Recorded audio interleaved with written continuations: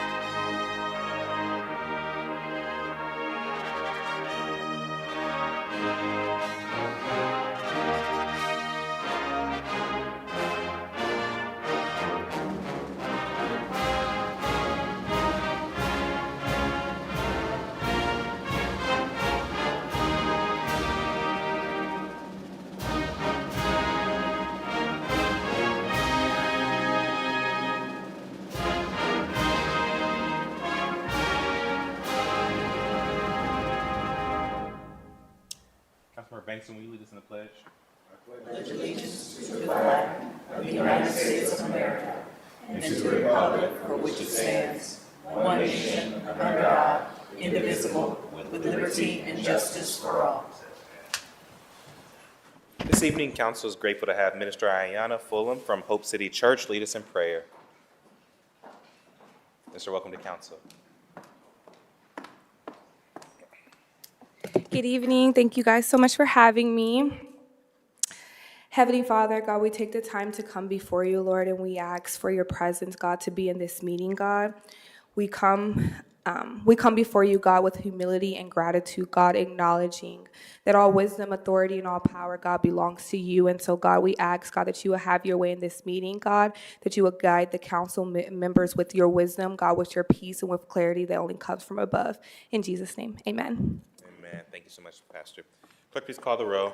Bankston, Barosa de Padilla, de Akauer, Dorance Green, Remy Ross, Vice President Harden. Any person who takes any action to obstruct or interfere with the conduct of tonight's meeting may be charged with disturbing a lawful meeting pursuant to Columbus City Code 2317.12.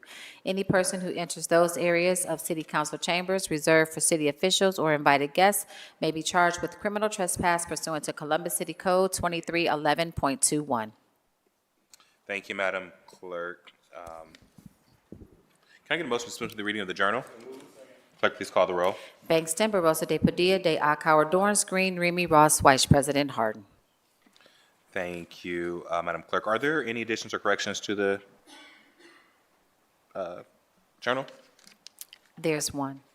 Please. There is one correction to the April 20th journal referenced by the city clerk. The city clerk read the number for ordinance 0922-2026 as 0992-2026. If there are no additions or corrections to the journal is approved. This week's communication received by the city clerk's office are listed on the agenda and will be published in the city bulletin. Are there any other communications to be read into the record? Not at this time. Thank you, Madam Clerk. Before we move through the rest of the agenda, we just had a very thoughtful conversation for the last hour prior to this meeting around the appointment of Auditor to replace Megan Kilgore, who will resign effective May 4th. As stated at the hearing, our charter says that we have to have an auditor in place in time for her resignation. We do not have a council meeting next week, so that vote must come today. This has been a truncated process, but it has been an open and transparent process where we have had 5 folks apply, 3 that met the requirements. They spoke before at the hearing, and as we said, we're very grateful for each and every one of them. They really showed us the best of Columbus, and we're grateful that we have great people to pick from. I want to open. I'll say this too before we go any further. We will have to have Auditor Kilgore back for Megan Kilgore Day. here in the city of Columbus as a true expression of gratitude that we have for her stewardship of that office. I said last week, she inherited about the largest shoes that you could inherit in taking over after Mr. Hugh Dorian, and she walked in those shoes flawlessly without one misstep, and we're just grateful for you, and thank you so much for your service, and we're so grateful. I also will acknowledge Ms. Darlene Wilds, who I think retires this week. Meg, what are you going to do flying solo for 3 or 4 days? Yes, but who has also served this city, and I say this often, folks see us and think that this is the city. The truth is, it is you all who are the city, the folks who are really keeping this thing running. And we're just so grateful for you, Ms. Darlene, and excited for your next as you go into retirement. So would you help me celebrate Ms. Darlene Wild as well?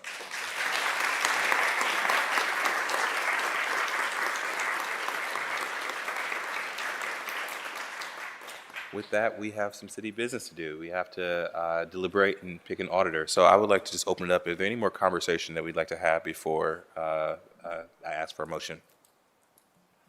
Sure.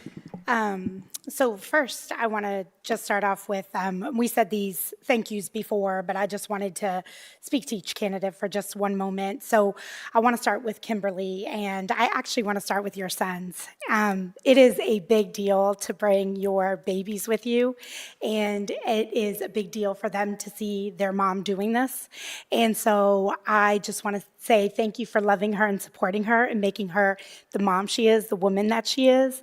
And thank you for bringing them along, because I think it shows so much courage to our young people when they see us right in these spaces and they see us being courageous, because it gives them the courage to follow their dreams. You are people-centric. You are, you ran for office and now you're looking for another office. And that takes a lot of courage, and you have a mastery in people. And so I want to thank you for continuing to raise your hand. I looked through the letters of recommendation that you received, and they were glowing. They were from people who I know and love as well. And so I want to say thank you for your service, because you've been serving our community and you continue to do that.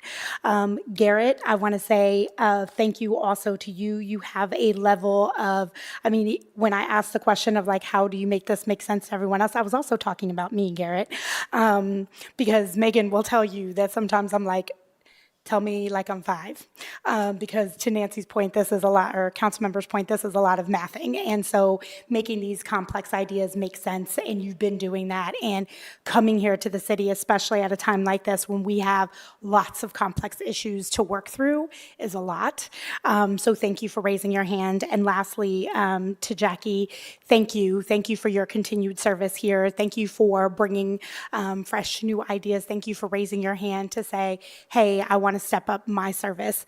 I would say whoever is going to be the auditor, you also have 2 amazing candidates here. It looks like we might have some openings in the auditor's office. So I think if you want to make some good choices, we already did the hard work for y'all. So I think that there is different approaches here where you have people who have these different skill sets and who are ready and chomping at the bit to serve. So that's a bit of advice that you didn't ask for, but I'm just putting out there. But I just want to say thank you all for raising your hands and for wanting to serve at a time like this, because yes, it is being in the auditor seat, but after this, you also have to run and you have to raise funds and you have to be out there and you have to make people care about a role that they might not have even realized was an elected role. So that's a huge undertaking, and I just wanted to acknowledge what that means for all of you and for bringing your loved ones here. And thank you to your loved ones for even making the sacrifice of your person to be here, because it does take a lot. And these are long hours and sometimes thankless. So thank you for supporting them. Thank you for your services, potential service as well. Sure. Thank you, Councilmember, for breaking that down. Honestly, I feel like all three of you could play a role in the auditor's office in terms of community engagement, in-depth knowledge of debt servicing and what that looks like. And so it is not lost on any of us that you were willing to raise your hand and commit to doing something in the public eye, and hope that this is just the first conversation we will have with you and that you do not go away, because we still need your expertise and your support as we do things for the city of Columbus. So appreciate you. If there are no other questions or comments, does someone have a nomination for Auditor of the City of Columbus? Council President, I have a motion. Okay. Due to the resignation of Senator, just give you. This is Sprite and not coffee, sorry guys. All right, start over. Due to the resignation of City Auditor Megan Kilgore, effective May 4th, 2026, creating a vacancy in this office of City Auditor, I move pursuant to City Charter Section 87-2 that Jacqueline Lewis be appointed to the position of City Auditor effective May 4th, 2026. Is there, that's you. Thank you so much for that nomination, that motion. Are there any other motions or nominations? Councilmember Bankston. Council President, again, I think it's been said here that we had a really good conversation. I think that there are several qualified candidates, and I do want to say that support for Ms. Jackie Lewis, and I think that she is extremely qualified, but I think there are other qualified candidates as well whose names I want to lift up. So I would like to nominate Garrett Patterson for the auditor position starting May 4th. Thank you so much. Are there any others? Hearing none, may I have a second on the nomination, the motion for Jacqueline Lewis? Second. Clerk, please call the roll. Bangston? Yes. Barosa de Padilla? Yes. Dayakawa? Yes. Dorans? Yes. Green? Yes. Remy? Yes. Ross? Yes. White? Yes. President Harden? Yes. Congratulations, Madam Auditor.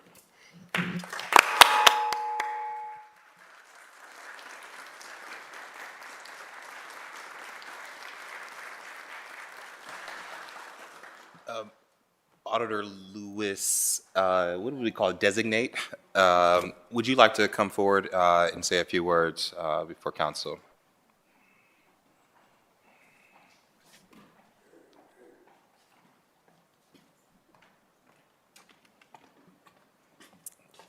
Well, I would like to say, first of all, thank you for this tremendous honor. I know this was not an easy decision. You had some phenomenally qualified candidates, a very short window in which to do this, but I'm excited about the opportunity to continue to serve. I'm excited about the opportunity to serve alongside you, to be your partner at the city, and to continue to move the city forward. And so thank you so much for your vote of support. Thank you so much. Would you help me celebrate and thank all of the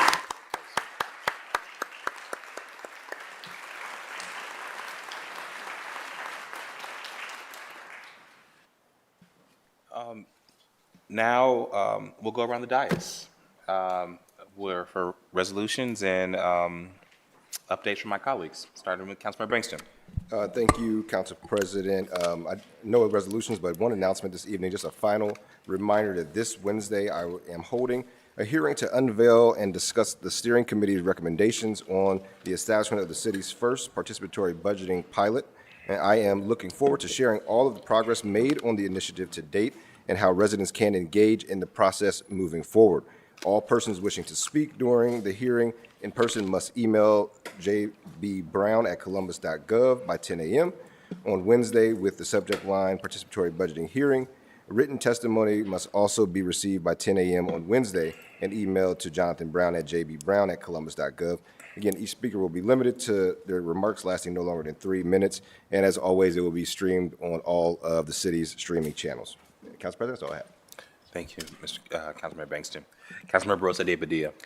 Thank you, Council President. I just have two announcements. One, and we should blame this on the head because we had a lot going on last week and not the heart, but we missed Volunteer Appreciation Week, which was last week. And so I just want to send I made sure that we put it on the calendar for next year because I work at a volunteer organization. But I just wanted to say, even today, before this council meeting, we had folks planting trees at Atrium Park. This weekend, we had a number of cleanups. I was on the south side. I know my colleagues were on the hilltop.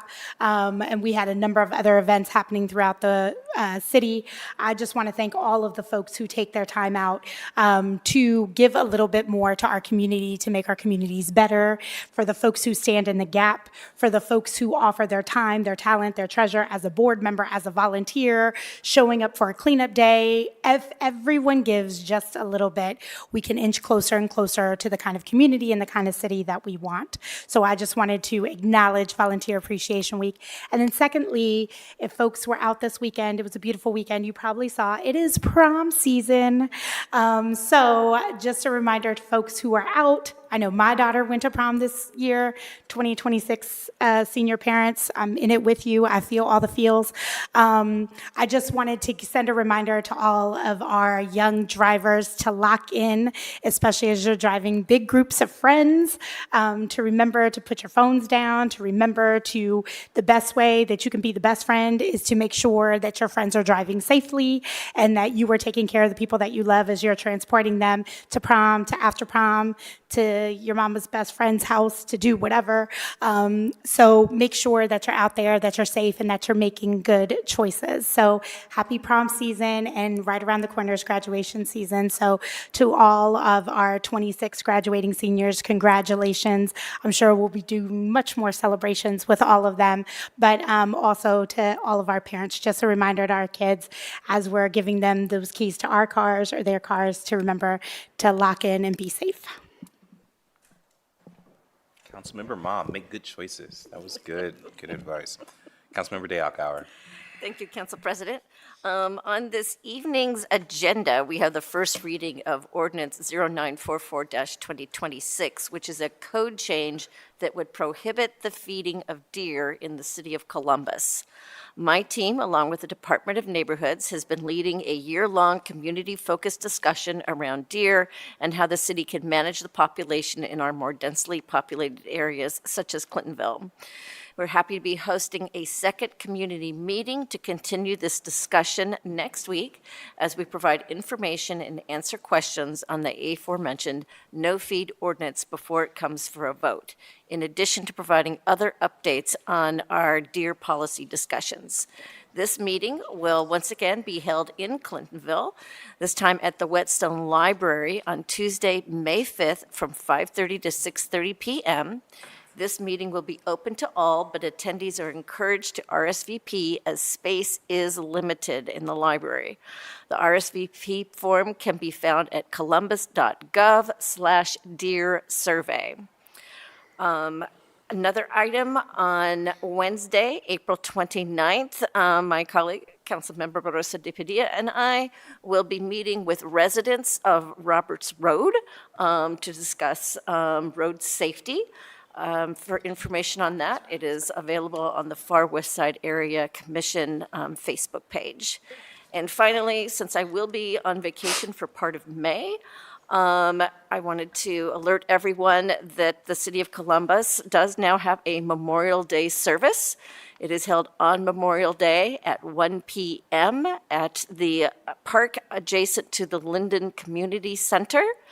It is held in front of the Linden War Memorial, and this year, in addition to honoring those who have made the ultimate sacrifice, we will be giving a special tribute to Master Sergeant Timon Siddons. So that's all for me. Thank you, Councilmember. Councilmember Green. Nothing from me. Councilmember Remy. Thank you, Council President. I just want to remind everybody that we are less than 2 weeks away from the 5th annual Cleaner Columbus citywide cleanup. We hope to see you or your organization there, and you can sign up by going to cleanercolumbus.org. We will be working across the city that day on May 9th to ensure that our city is clean as possible. We'll be meeting at Wolf Park at 9 a.m. and look forward to seeing you out there. Thank you. Thank you, Councilmember. Councilmember Ross. Thank you, Council President. Just one announcement and then two resolutions. We are having our fourth community listening session tomorrow at Franklinton Library from 12:30 to 2:30. This discussion will be focused around reentry. We are sharing the voices, lifting the voices of the folks who have served their time and are looking to contribute back to our community. We will have various resources. The League of Women Voters will be there, the Columbus Urban League, Alvis House, and some other employment and basic needs opportunities will be available. And so if you are interested in coming and listening and sharing, please meet us at Franklinton Library from 12:30 to 2:30 on tomorrow. 2 resolutions. I will start with resolution number 0095X-2026. And before reading the resolution, if I could have Vincent Coleman and the Columbus Realtors head to the podium. This resolution is to recognize and celebrate April as Fair Housing Month in Columbus. As they are coming forward, I'm going to give you a little information about the Fair Housing Act, which was enacted on April the 11th of 1968, enshrined into federal law the goal of eliminating racial segregation and ending housing discrimination in the United States. The Fair Housing Act prohibits discrimination in housing based on race, color, religion, sex, familial status, national origin, and disability, and commits recipients of federal funding to affirmatively further fair housing in their communities. Columbus Realtors has long been committed to the mission and intent of the City of Columbus, which is to provide fair housing and equal housing opportunities for all. More than 50 years after the passage of the Fair Housing Act, discrimination persists and housing segregation remains a strong force in many communities. I want to thank Vincent Coleman and the Columbus Realtors for their commitment to fairness and equity in the housing space. Housing is a human right and is fundamental to leading a productive life. Certainly got to know you all very closely last year and know some of you personally, have known some of you for years. And I think that as we passed this recent rental registry, we talked a lot about the importance of housing providers and those that take the provision of housing in our community seriously. And so I want to thank the Columbus Realtors for always being a real partner, always raising your hand to be at the table when we're having discussions about equity in the housing space. I certainly look forward to hearing from you, and so I will pass it on to you before I turn it over to my colleagues for further comment. Thank you for being here today.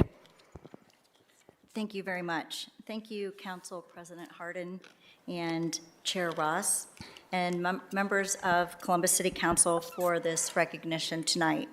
My name is Gloria Alonzo Cannon, and I am the 2026 President of Columbus Realtors. Columbus Realtors and our members understand that real estate professionals and consumers depend on strong, fair housing laws and practices for our communities and economy to thrive. Discrimination distorts the housing market and closes the door on the American dream of home ownership for qualified buyers. We advance our commitment to fair housing through policy, advocacy, innovative programming, and legal guidance. Article 10 of the Realtor Code of Ethics states, Realtors shall not deny equal professional services to any person for reasons of race, color, religion, sex, handicap, familial status, national origin, sexual orientation, or gender identity. Realtors shall not be party to any plan or agreement to discriminate against a person or persons on the basis of race, color, religion, sex, handicap, familial status, national origin, sexual orientation, or gender identity. Columbus Realtors holds this to the highest standard when conducting business and in our advocacy. We promote public policies that advance broader home ownership, availability, accessibility, and affordability in all communities. Additionally, we prioritize efforts to narrow home ownership gaps among demographic groups and promote strong enforcement of anti-discrimination laws within the housing market. Good evening, Council. My name is Brittany Eddy. I serve alongside my colleague Cindy Jacobs as the chair of Columbus Realtors Housing Affordability Committee. Enacted in 1968, the Fair Housing Act is a landmark piece of legislation that protects these rights. Every April, Realtors observe Fair Housing Month to reaffirm our commitment to providing fair, equitable, and professional service to all individuals searching for real estate. We must continue to work together in the field of real estate to ensure we are not only qualified, but also equipped with the tools of addressing, articulating, and resolving the many challenges encountered by minority home seekers in their quest for adequate and affordable housing. We are proud to celebrate National Fair Housing Month and appreciate Council's recognition tonight. We look forward to our continued partnership and collective commitment to upholding fair housing policies through advocacy and community engagement. Thank you.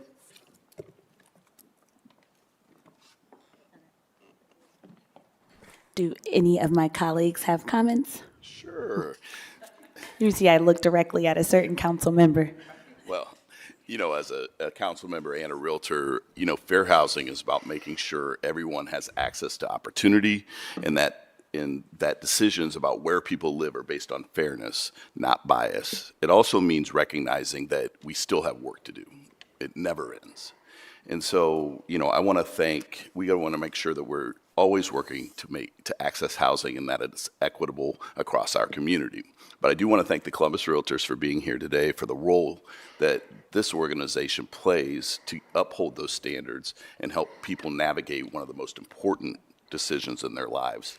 So as Columbus continues to grow, we all have a responsibility to make sure that growth is inclusive and opportunity is available to everyone. So thank you, Councilmember Ross, for allowing me the moment. Thank you, Councilmember Remy. Any other comments from my colleagues? Yes, Councilmember Bankston.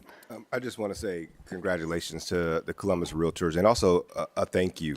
When we talk about fair housing, that is a policy, but policy in action without folks like you, boots on the ground is what I call it. That policy and those actions don't get carried out. And so I consider you all not just simply small business owners or folks that are buying and selling housing, but navigators of our communities. Oftentimes when I hear about challenges and sometimes in neighborhoods, it comes from you all first. When I think about the hurdles that some of our residents are facing, you all are there on the front lines, not simply pushing and advocating for the agenda of the Realtors, but pushing and advocating for a better Columbus. And that is really how we move the city forward. So I want to thank you all for your continued partnership and for the continued work that you do in our community to make our neighborhoods stronger and better. So thank you again and congratulations. Thank you, Councilmember Bankston. Councilmember Lourdes. Thank you. I just wanted to echo, I think, Councilmember, I was going to say the same thing. One of my best friends is a realtor and specializing in people who are buying homes for the first time. And, the stories that she comes back and shares with me, I think being a navigator is the perfect description. Whether somebody's buying their first home or third home or fourth home, it is a big decision. It's the biggest investment that they're going to make. And so making that decision for their families, having someone who is a trusted source, but then also I think the partnership that we have built as we think about housing, when you all are on the front lines, the things that you're seeing, the things that you're hearing, the things that our folks are experiencing, I think is incredibly important, especially as we think about policy and especially as we think about the future of Columbus. And so I just want to thank you for continuing to push to make us better, continuing to push to make policy better, for being the navigators, for being the trusted sources, for our folks, for ensuring that folks find a place that whether it's their forever home or on the road to their forever home, that they find a place that they can really make it not just a place to live, but a community and a house for them. So thank you. Thank you, Councilmember Diakauer. I've mentioned before, my father and grandfather were all realtors, and I grew up in rural California, and the work that the realtors did actually integrated my county. It was a big deal when people of color started to move to the county where I lived, and it was the realtors that made that happen because there were a lot of community members who didn't want that. So I think people forget what a critical role realtors play in integration in our communities. So thank you all for what you do. Thank you, Councilmember. Anyone else? In a minute, if you don't speak. Well, I just hear that it's my brother Justin Coleman's birthday tomorrow. No, happy birthday. So that's what I'll add to the conversation. I love it. Vincent Coleman.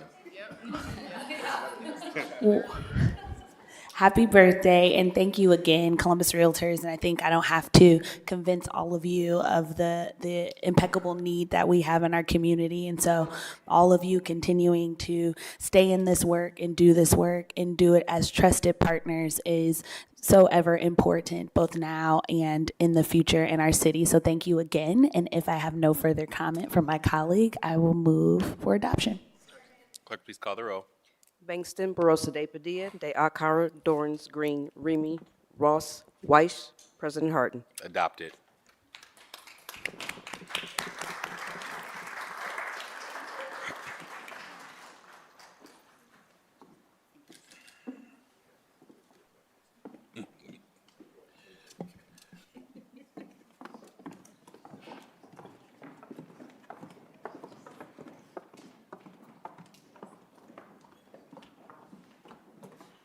All right. April might be National Everything Month, but I have one more resolution. It is resolution number 0118X-2026 to commemorate the Central Ohio Restored Citizens Collaborative Reentry Week, April 20th through 24th of 2026. And so if Mr. Zach Ruppel will head to the podium. Welcome to council. Thank you so much for coming. The City of Columbus recognizes the importance of supporting individuals who have been impacted by the justice system and are working to reintegrate into society with dignity and with purpose. The Central Ohio Restored Citizens Collaborative has been a leading force in providing critical resources such as employment opportunities, housing assistance, education and training, entrepreneurship services, healthcare, recovery programs, and essential needs like food and clothing to ensure a successful transition from conviction to restoration.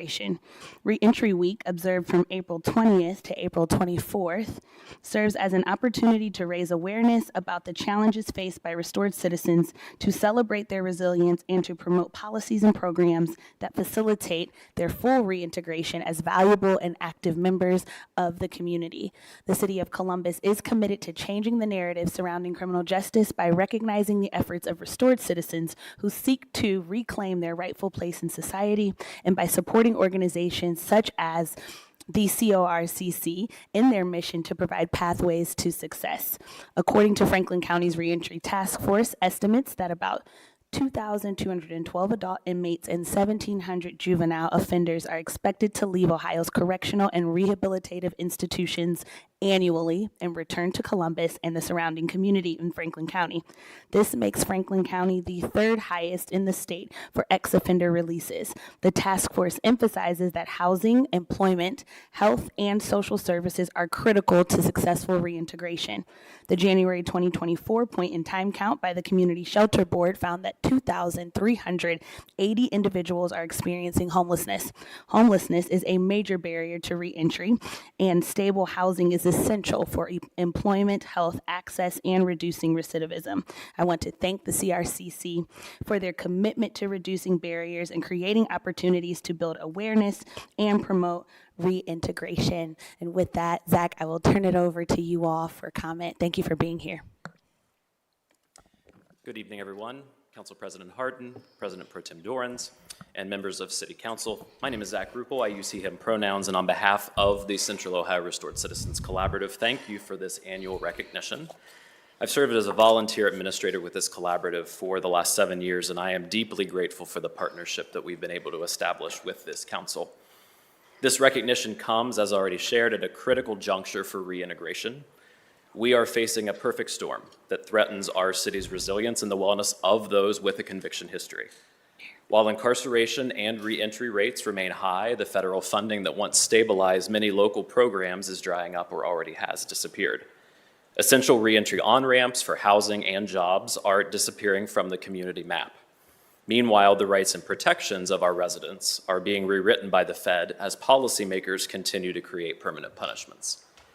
The math is crystal clear. 98% of people currently behind bars are coming home. Last year, including local jail numbers, over 20,000 of our neighbors returned to Columbus. 20,000 parents, siblings, voters, and taxpayers who have served their time. They are returning to a landscape more precarious than I personally have seen in close to a decade. For 25 years, research and lived experience alike have proven that the promise of investing in reentry with the same urgency that we do in corrections and diversion is critical. Tonight's agenda and forthcoming items offer clear choices in how this council can respond to this disappearing safety net. Your considerations for courthouse infrastructure, funding to scaffold affordable housing, and improve community mediation each help ensure that reentry is not short-circuited before reintegration can take hold. But as federal funding support pulls back, our city's investments cannot merely indirectly benefit justice-impacted residents. They must be built on the expertise of and for the direct benefit of those who have and are reentering.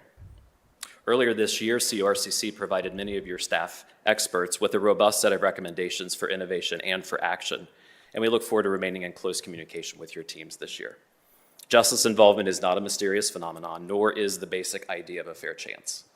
With 1/3 of our community holding a conviction, this is not a them problem, it is a Columbus reality. It is an all of us reality. Those closest to the problem must be closest to the solution, and by working together, we can ensure that every neighborhood in this city is a place where all individuals, regardless of their past, have the stability they need to truly call this a permanent home. Thank you for your time, and I'd like to introduce my friend and colleague Shannon Bradshaw to share a bit more. Thank you, Zach. Councilmember Harden, President Pro Tem Dorans, and members of City Council, thank you for your time tonight and your continued service for serving the members of Columbus. We are honored to remain in partnership with the Council since 2019 and recognize your commitment to uplifting the importance of reentry and fair chances. My name is Shannon Bradshaw, and I'm proud to speak as one of the volunteer administrators for the Central Ohio Restored Citizens Collaborative. I also come to you today as somebody who was personally impacted by the criminal legal system in my younger years, and now I currently work for the county courts. I've lived both sides of this issue, and I know that reentry must be authentic. Too often, reentry is treated like a checklist, but real reentry is human. It is trust, dignity, and relationships built with people who understand trauma, setbacks, and what it takes to rebuild. As you heard Zach share, if we want safer communities, we must recognize reentry as both a public safety and public health issue. That means integrating reentry navigation into Columbus's behavioral health network and connecting people to trusted, effective resources. It also means expanding peer supporters in municipal court beyond specialized dockets into spaces like eviction court and arraignment court. A peer connection at the right moment can prevent deeper crisis. When people feel seen, supported, and connected, they're more likely to stay engaged in services and less likely to return to incarceration. Thank you for supporting communities like ours, and please continue investing in grassroots, experience-driven communities, led by impacted individuals. I have seen the lasting change happen, and when those who lived it are trusted to lead it. We would be happy to answer any questions at this time. Thank you again. Shannon. Are there any comments from my colleagues? Yes. Councilmember Lourdes. Thank you, Chair. Councilmember and Chair, yes. I just wanted to say thank you. I think this is such important work. I think you said it best when you were in your introductory remarks. I think that one bad decision does not define your whole existence. And I think, unfortunately, in our society, too often that it does. And so I think that if we have asked someone to, whatever the price they have paid for whatever bad decision that they made, once they're brought back into society, that they can have a job, that they can have a place to live, that they can have a future worthy of them, right? And everything that they give back to us. And so I think this week and continuing to advocate for people, I think all of us would be hard pressed not to find someone who has not been touched by the justice system in some way for whatever reason. And so not giving them the kind of future that they deserve, letting that define them is in itself unjust. And so I just want to thank you for your advocacy. Thank you for your continued work. I think this is one of the most important things that we commemorate, is to just remind people of their own humanity and their own forgiveness, and ensuring that we are giving access to folks so that we also don't miss out on the gifts that people have to give back to all of us, and not to forget that they also have families and children and people who love them, who also deserve to have a full person back in their lives. So thank you again for your work, and for everything that your organizations will do this week to see people. Councilmember Brigson. Yeah, I won't belabor the moment, but I just wanted to say congratulations and thank you for the continued work that you all do. You all said something that, right, this is about public health. This is about public safety, but I would also lift up as economic development here. It's also about the economics. We have thousands of folks returning to our community, and simultaneously I hear from employers, I can't find people. Right. Well, there's an entire population that's being overlooked. And I really hope that this falls on someone that we need to really lean into, not just say that you hire restored citizens or second chance citizens or justice involved citizens, but put it into action. What I know is that one of the highest reasons why people recidivize or go back into prison is because of the economics. Great. Because they have to resort to living, right? And if all these barriers are in place, education, housing, everything else, and you can't even get a simple job, we are not setting people up for success. So thank you all for continuing to beat that drum and continuing to call and bring this to light for us, because it is a thing that matters to the economic health of our region. So again, thank you all. And lastly, I will say to folks that have been justice involved, you are not second chance citizens. You are not restored citizens. You are citizens of the city of Columbus. And it is imperative that we do everything we can to ensure that the thing that you did on the worst day of your life doesn't define the rest of your life. Absolutely. Thank you, council member. Again, thank you for all of the work that you do. I have the honor of serving as vice chair of our Public Safety and Criminal Justice Committee, as well as chair of our Housing Committee. And the way those worlds intersect is something that you all are championing and have brought to the forefront of our community, so that folks understand that real safety in our community means more than just sending folks to jail, but it can only be achieved through systems that ensure that folks have their basic needs met, that ensure that those folks that have served their time are not continuing to serve time because they have an inability to be productive citizens in our community. And Shannon, I share experiences with you as I worked in the bowels of the criminal justice system for nearly a decade in Franklin County, and saw what an injustice it was to perpetuate harms through our criminal justice system by adding additional barriers to folks that were certainly unnecessary. And so I thank you again for the work that you do every day to make sure that our community is educated. I thank you, Zach, for turning your pain into purpose and for continuing to advocate on such an important issue for our community. So thank you so much. I am honored to present this resolution to you all today. And if there are no further comments from my colleagues, I will move for adoption. Bangston, Barossa de Padilla, de Akar, Dorns, Green, Remy, Ross, Weiss, President Harden. Adopt it.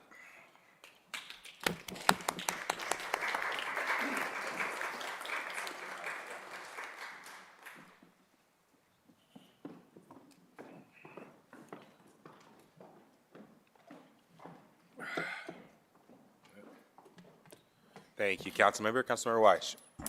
Thank you. Thank you, Council President. On this final Monday in April, I just want to say again, Happy Earth Month to everyone. Thank you to all the volunteers who planted trees, planted native plants, who built community gardens. And if you did not have an opportunity to do so, in May, you can do the same thing. So come on out, volunteer, get in the community, get in the dirt. I'd like to invite Ryan and Noah from the Clintonville Green Team up to the podium. While they're making their way to the front, I would like to introduce Resolution 110X-2026 to recognize and celebrate Arbor Day in Columbus, Ohio. Arbor Day was first established in 1872 by the Nebraska Board of Agriculture as a special day to be set aside for the planting and care of trees. Arbor Day is now celebrated annually on the fourth Friday of April with the goal of highlighting the environmental importance of trees and encouraging community organizations and members to practice environmental stewardship by planting and caring for trees.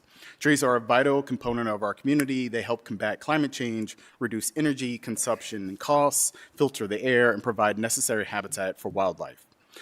We must continue to prioritize increasing our community's tree canopy and ensuring that Columbus residents have adequate access to green spaces and tree cover.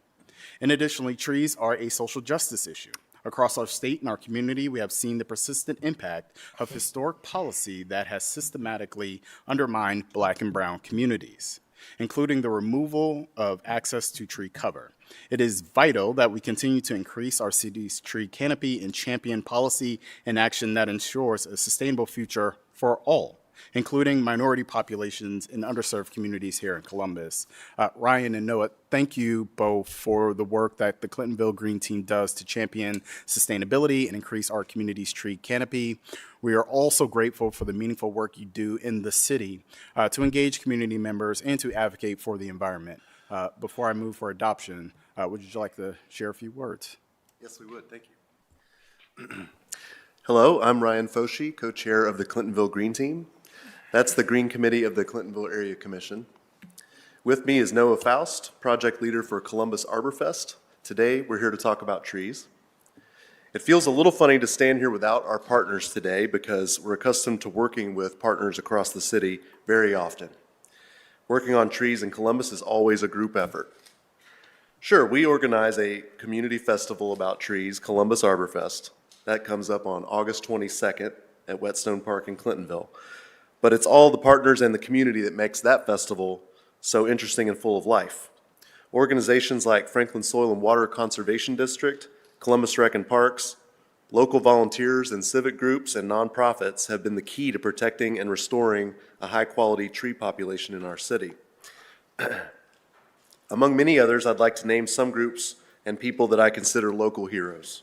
Green Columbus, Friends of the Lower Olentangy Watershed, or FLOW, Friends of Alum Creek and Tributaries, or FACT, neighborhood groups like the Adena Brook community in Clintonville, activists like Mort Schmidt, who volunteers every week to do tree ID walks and educate anyone. He also writes the Tree of the Month column for the Simply Living newsletter. Tony Stahl, who publishes her monthly Nature Scoop e-newsletter. Julie Smiley, who has done too much to recount to protect and grow more great trees. And Diane Katanaga, who runs Sunny Glen Garden and the CCC for the PPP in Linden. I've come to know many incredible volunteers and organizations, some of whom have worked for decades or longer, invested their own time and money, generous and seemingly tireless campaigners, planting trees. So trees support our local plants, animals, air, and waterways, and they represent the opportunity to simply have a healthy life as a baseline in the city of Columbus. Here's a few things about trees as well, just so people know, because it's pretty important. The city's urban forestry master plan details all kinds of things about trees, but also shares important info on our tree canopy. If you dig into the plan, the goal is to have 40% citywide coverage for trees and in any given neighborhood where possible. That's only achievable with everyone's participation. A 2015 assessment showed that we're at about 22% canopy coverage. Most of the land within our city is privately owned. 70% of the trees in Columbus are on private land. The other 30% of the trees are public, in parks and along the streets. There's a lot to know about trees, but the best approach is to take your time, have fun, find quality learning opportunities, and learn as you go. It's fun and empowering to know, hey, what's that tree?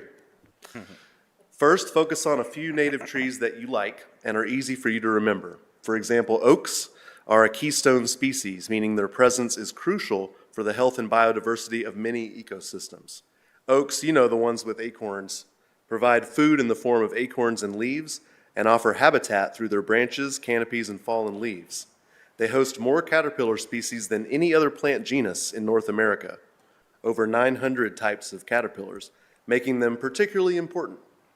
So yeah, oaks, a keystone species and a very important tree. But all native trees are important. Many are the specific host species for certain types of animals, meaning they're essential to their reproduction. Diversity of species is the key to a healthy ecosystem. Some trees do well by a stream side, others by the side of our streets. Each has a unique benefit and excels in certain conditions. Also, this is important in Columbus because there's some of it around. Non-native invasive trees and plants introduce problematic side effects, such as potentially destructive foreign animal life or resource competition without much benefit going back into our local ecosystem. Example, the non-native Bradford or calorie pear tree is beautiful, which is often kind of the case or why it made its way to North America in the first place. But it's so particularly harmful to the environment that it is now banned in Ohio, with bounty programs appearing in some localities to encourage the swift removal of calorie pear and replacement with native trees. There's also the non-native tree of heaven that you can see around Columbus that can outgrow and take over the habitat of native trees. It's also a refuge for the spotted lanternfly, which is a invasive species of concern. Learning how to spot both native and invasive trees is a very helpful skill that can be shared with anyone. And a world of interesting facts about life and nature await as you dig deeper. Here's Noah with more. Hi, Council. I just want to say thank you very much for having us here today, and particularly to Councilman Weiss for inviting us and recognizing the importance of Arbor Day. I'm just going to expand a little bit on what you talked about getting involved with planting trees in Columbus. I'm going to talk about a couple different ways that you can do that. So first, just as you mentioned, there's so many volunteer opportunities happening right now. It's spring. There's a ton of different organizations that have almost daily programs where you can go maintain a pollinator garden or plant a tree or pull out invasive species. And I've seen the Instagram. I know that you've been doing a lot. You've been literally doing the work on the ground to make that happen, and we see that and we appreciate that. You know, we're Clintonville Green Team, but in every neighborhood there's things going on so that you can make your particular neighborhood a little bit greener. You can also go to so many wonderful places in Columbus where you can learn more about trees. We have Franklin Park Conservatory, which is probably the most well-known, but we actually have arboretums all over the city. Everything from the Chadwick Arboretum to actually right in front of my house is the Lower Olentangy Urban Arboretum, where you can just walk around the neighborhood, and there are trees of a whole bunch of different species that are all native that were planted there so that you can kind of just take a little walk around and see all sorts of different species.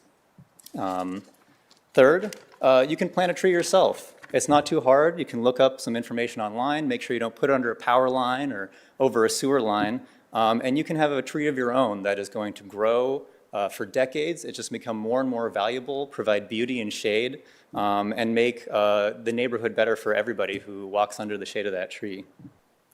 But last, and certainly not least, my personal favorite is that you can come to Columbus Arbor Fest on August 22nd. It's a celebration of trees here in Columbus. We're going to have food trucks and live music, just like you would expect at any festival, but more importantly, we're going to have tree talks, we're going to have nature walks, and we're going to have an opportunity to really bring the community together around not just celebrating trees, but learning about trees and getting involved to increase our urban canopy and try and hit that 40% goal by 2050. So thank you very much for having us here today. Ryan, no, thank you both for being here and for your continued advocacy. I don't know, we'll have to just do a competition. I feel like I've planted the most trees on council. Maybe yes. Councilmember Deoka a close second, I don't know, in my entire time. But we're gonna have to start the count to get more folks out to do this work because it's so important to the everyday life. And we sometimes take for granted the trees that are there. So let me stop, see if any questions or comments. Of course, I called her out, so she has something to say. Councilmember Deoka.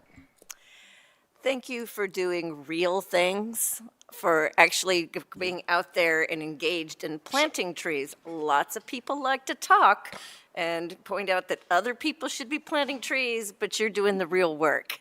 And I really appreciate that. This is how we get trees in our city.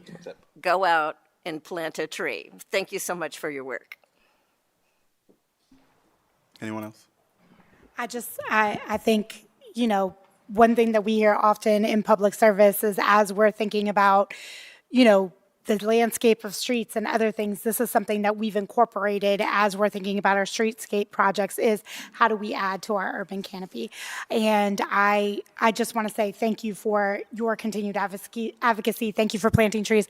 Also, Councilmember Wise, you're throwing down some gauntlets. I was a core member for 2 years and worked at a service organization for 30. So I think as a lifetime tree planter, I might have y'all beat. But anyways, I just want to say, but no, sincerely, thank you. I think y'all also might have started something. I think you should continue to advocate. Let's see who can plant the most trees by the end of the year. But seriously, as we think about safety, as we think about our future, I think this is what we're talking about right now. In a space where we don't want to talk about the environment, where we don't want to think about clean water, we don't want to think about clean air. These are the things that matter and are most important. And we don't have enough conversations. And so every time we do a tree planting, every time we do something, we need to continue to push that to the top because we can't live without it. And too many times it's not at the top of our conversation. It's many other things, right? And so none of this matters, not infrastructure, not housing, not anything if we can't breathe, right? If we can't live. So again, thank you. And thank you for acknowledging and for continuing to push and make us all better and greener. No worries, council member. And as a former cityer, I'll pull those records. Don't make me go back and pull them. We'll do that. Get them receipts out. Councilmember Green, yeah. Down here. I can't get it to work. Okay, I just have a question since we have our tree experts in the room and apparently up here as well. Can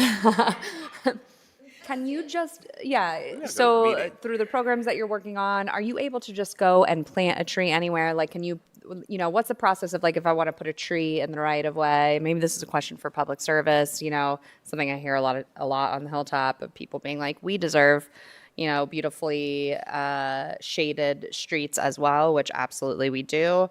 Can I just walk up to the right of way and plant a tree in the street or? No, please don't go right up to the right of way and plant a tree. You can request a tree via 311, so please do that. That would be the preferred method. If you want to plant a tree on your property, have at that. Okay. So front yard, backyard, we'd love to see more. Just call 811 before you dig, please. Thank you. Yes. Just do what? Call 811 before you dig. Call 811 before you dig to make sure there's no utilities or you're not adding anything in your tree, in your yard. Okay. But we can request them for streets through the city. Correct. Yes.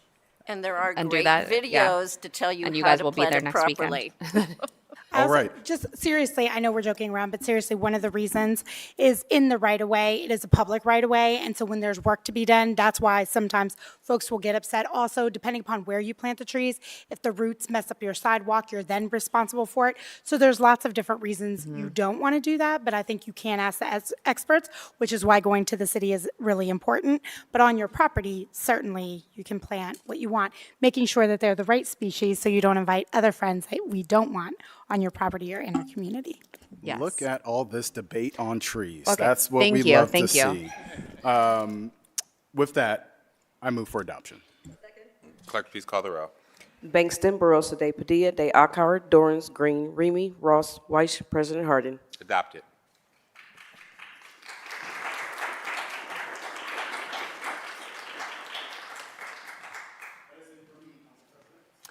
Thank you, Mr. Councilmember Weiss. That was the most thorough conversation on trees that this council has had. Next up is Press Pro Tem Dorrance. Well, thank you, Council President. I may not be with you all in chambers, but learn about trees every which way with you all here virtually. But I did want to thank my colleagues and certainly folks for accommodating me here this evening. I'm obviously not with you all in City Hall. My family has a medical issue going on with one of my parents and wanted to be with them as they're dealing with that issue. So thanks for those who've reached out to me. I appreciate it. I did have an announcement regarding, we had planned on having the public hearing tomorrow to discuss possible changes to council's district structure. With the uncertainty about whether or not I will be back in town, we decided to go ahead and postpone that public hearing tomorrow to make sure that we could fully devote our energies to that. So that hearing will now be taking place on Monday, May 4th at 5:30 here in council chambers. My staff should have reached out to any individual that has requested a speaker slip to let them know that those speaker slips certainly will be honored for that public hearing now scheduled for May 4th. If you have not signed up to speak at that hearing and would like to, please reach out to my legislative aide, Annie McDonald, at abmcdonald@columbus.gov with the subject line May 4th testimony with your name and address by 3 p.m. on May 4th. Again, apologize for having to move that council public hearing, but wanted to make sure that we got that back on the calendar as quickly as possible. Do want to acknowledge there was a little bit of confusion when we initially changed that. The initial release mentioned that that would be happening on May 5th. That is incorrect. That is primary election day, and we did not want to add to any confusion or take folks away from being able to participate in that election. So we rescheduled that date again for May 4th, next Monday at 5:30 in council chambers. If any folks have any questions, you're welcome to reach out to my office for that hearing. And with that, I will turn it back to you, Council President. Thank you. Thank you, Pres Pro Tem, and thank you. And our thoughts are with you too, as you're with your parents. It's 6:30, so is there a motion to recess for zoning? Clerk, please call the roll. Bangston, Barosa de Padilla, de Alcala, Dorrance, Green, Remy, Ross, Weiss, President Harden. We are in recess.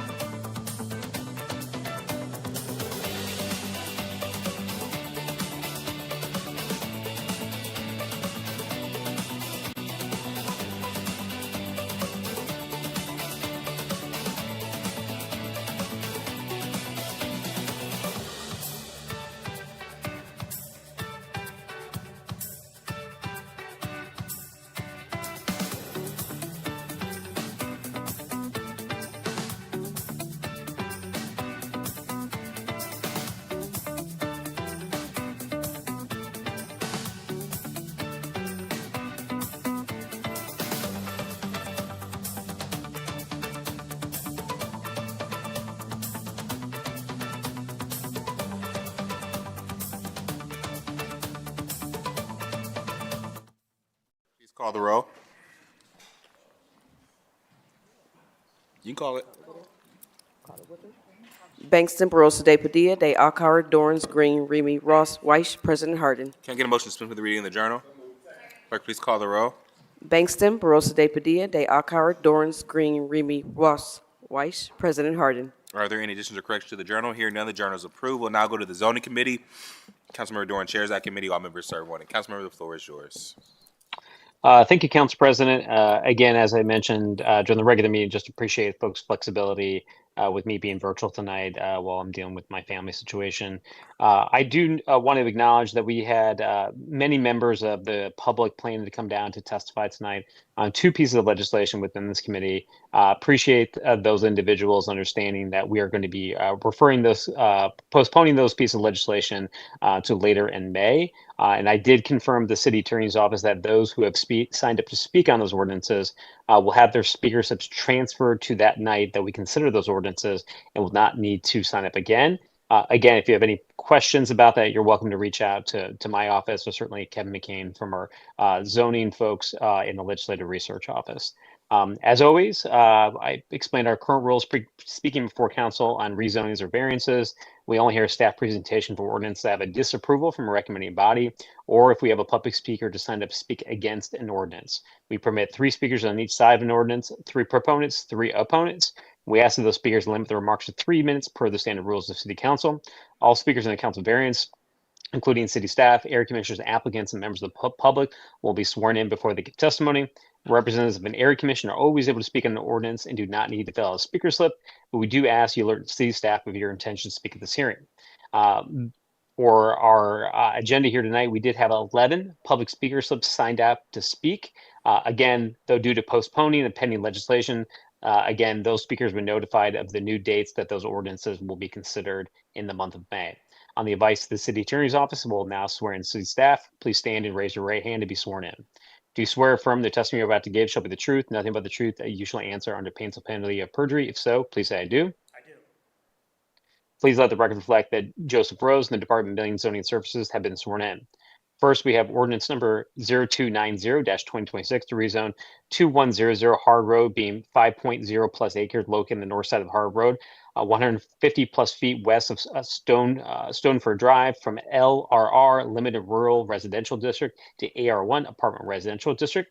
I first move to postpone this ordinance to the May 18th Zoning Committee agenda. Bankston, Barosa de Padilla, de Alcar, Dorans, Green, Remy, Ross, Weiss, President Harden. Postpone. Thank you. And again, please let the record reflect that Scott Friedrichsen, Lisa Kaiser, Deborah Link, and backup Aaron Newman will have their speaker slips honored for the May 18th Zoning Committee hearing.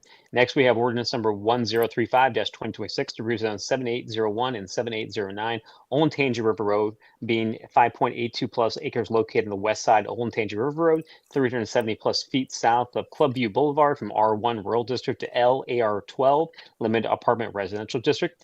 Again, I move to postpone this ordinance to the May 18th Zoning Committee agenda. Clerk, please call the roll. Bankston, Barosa de Padilla, de Alcar, Dorans, Green, Remy, Ross, Weiss, President Harden. Postpone.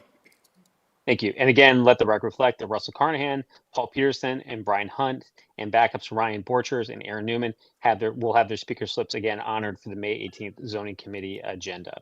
Next, we have ordinance number 1136-2026 to rezone 6955-6999 Harlem Road, being 4.4 plus acres located in the west side of Harlem Road, 880 plus feet north of Central College Road, from LM Limited Manufacturing District to AR1 Apartment Residential District. The site consists of one parcel developed with a single dwelling and undeveloped portion of another parcel, and the requested rezoning will allow an 84-unit apartment complex. A concurrent council variance will be considered later on our tonight's agenda. Proposals approved in City Staff, Development Commission, and the Rocky Fork Blacklick Accord Panel. I move for passage. Clerk, please call the roll. Bankston, Barosa de Padilla, de Alcar, Dorans, Green, Remy, Ross, Weiss, President Harden. Passed. Thank you. We now move in the council variances portion of our agenda. First, we have ordinance number 0291-2026, grant variance provisions in section 3312.27 parking setback line, 3333.18 building lines, and 3332.255 perimeter yard of the Columbus City Codes for the property located at 2100 Hard Road to allow reduced development standards for apartment complex in the AR1 apartment residential district. I move to postpone this ordinance to the May 18th zoning committee agenda. Clerk, please call the row. Bangston, Barosa de Padilla, de Akauer, Dorrance, Green, Remy, Ross, Weiss, President Harden. Postpone. Thank you. And again, let the record reflect that Jennifer DeBlas will have her speakers honored for the May 18th zoning committee hearing. Next, we have ordinance number 1036-2026 to grant a variance provisions of section 3333.025 AR12, ARLD, and AR1 apartment residential district use. 3333.41 HIJ, standard of the Columbus City Codes for property located at 7801 and 7809 Old Tangier River Road to allow reduced development standards for the townhouses in the LAR12 Limited Apartment Residential District. Again, I move to postpone this ordinance in the May 18th zoning committee agenda. Clerk, please call the row. Bangston, Barosa de Padilla, de Akauer, Dorrance, Green, Remy, Ross, Weiss, President Harden. Postpone. Thank you. Again, let the record reflect that Russell Carnahan will have the speakers honored for the May 18th zoning committee agenda.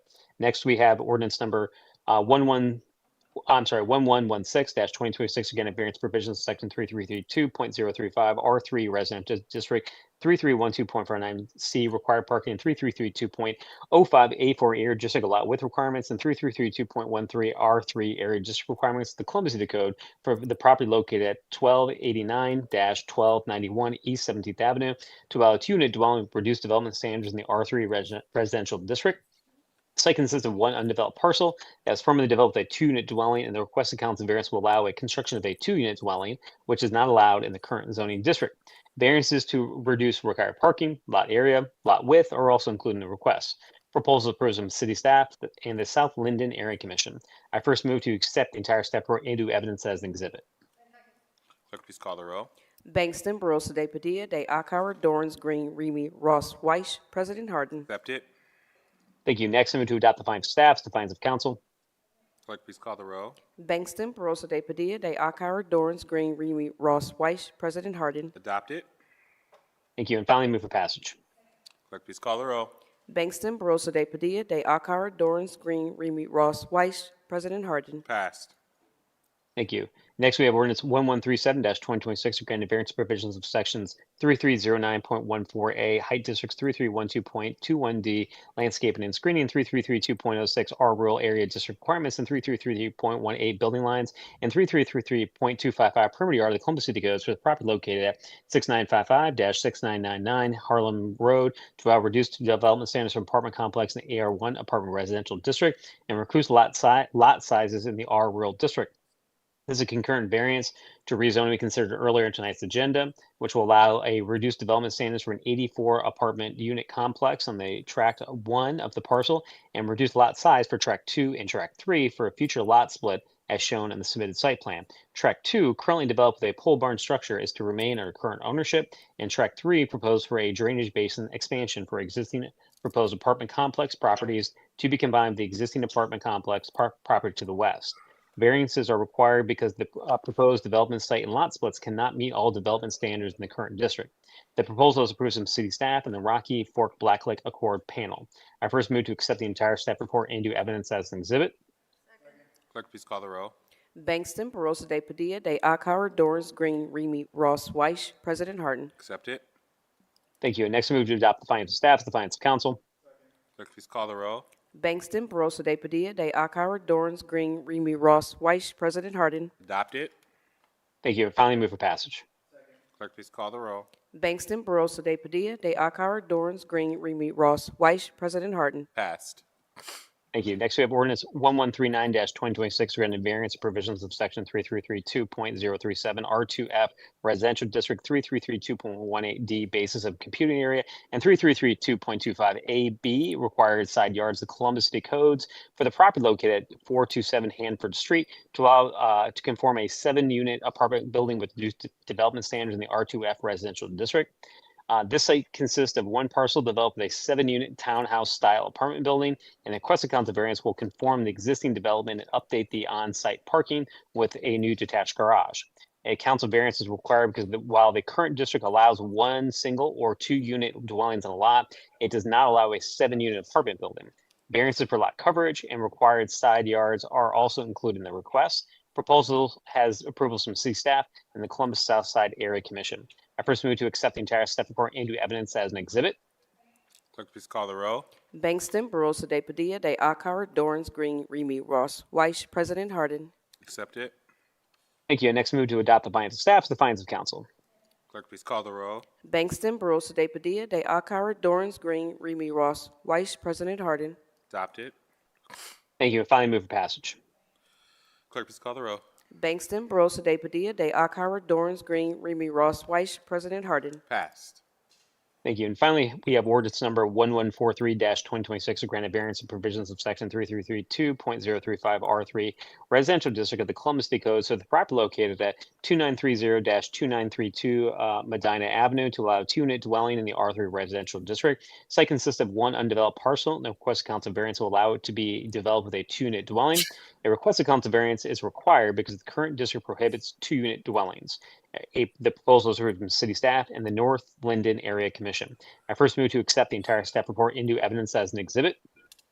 Clerk, please call the row. Bangston, Barosa de Padilla, de Akara, Dorans Green, Remy Ross Weiss, President Harden. Accept it. Thank you. I next move to adopt the findings of staff, the findings of council. Clerk, please call the row. Bangston, Barosa de Padilla, de Akara, Dorans Green, Remy Ross Weiss, President Harden. Adopt it. And finally move for passage. Clerk, please call the row. Bangston, Barosa de Padilla, de Akara, Dorans Green, Remy Ross Weiss, President Harden. Passed. Thank you, Council President. This is all we have in tonight's zoning agenda, and wish you all a great rest of the meeting. We're thinking about you, friend. If there's no further business come for council, is there a motion to adjourn? Clerk, please call the row. Bangston, Barosa de Padilla, de Akara, Dorans Green, Remy Ross Weiss, President Harden. Meeting is adjourned.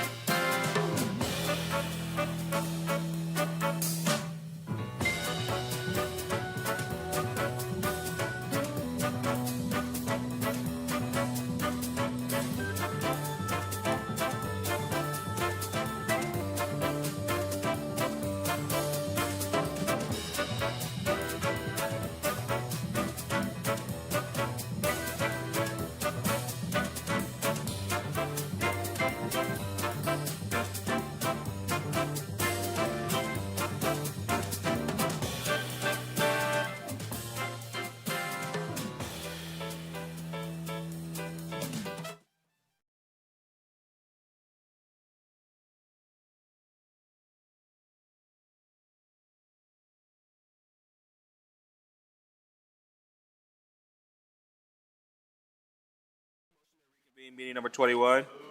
Clerk, please call the roll. Bangston, Barosa de Padilla, de Akara, Dorrance Green, Remy Ross. I'm sorry. Bangston, Barosa de Padilla, de Akara, Green, Remy Ross Weiss, President Harden. We're back in meeting number 21. At this time, I request the following ordinance be removed from the, consent action portion of the agenda. Neighborhoods, Recreation and Parks Committee Ordinance 1288-2026. Is that good? Are there any other requests by members of the council for the removal of an ordinance on the agenda? Maybe we now have a motion to waive the readings of titles of 38 legislation on tonight's agenda. Clerk, please call the roll. Bangston, Barosa de Padilla, de Akara, Green, Remy Ross Weiss, President Harden. Thank you, Madam Clerk. Will the clerk now read into the record the ordinance numbers of 38 legislation on tonight's agenda for first reading? Finance and Governance Committee, 986, 1062, and 1144-2026. Economic Development and Small Minority Business Committee, ordinances 985, 999, 1170, and 1171-2026. Public Service and Transportation Committee, ordinances 1110, 1148, and 1183-2026. Neighborhoods, Recreation and Parks Committee, ordinances 1070, 1071, 1072, and 1073-2026. Workforce Education and Labor Committee, ordinances 988 and 1120-2026. Health and Human Services and Equity Committee, ordinance 1050-2026. Housing, Homelessness, and Building Committee, ordinances 1189, 1191, and 1191-2026. Public Utilities and Sustainability Committees, ordinance 872, 989, 950, 1023, 1039, 1093, 1134, and 1156-2026. Rules and Policy Committee, 1000, 2026, 944-2026. That's all. Thank you, Madam Clerk. We don't have any speakers on the first reading portion of the agenda. The following ordinance appear on our agenda as consent. Will the clerk now read those into the record?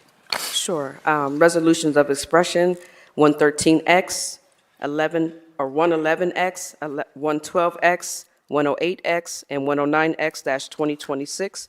Finance and Governance Committee, 970, 1019, 1054, and 1283-2026. Economic Development and Small Minority Business Committee, 763, 997, 998, 1003, 1064, 1135, and 1280-2026.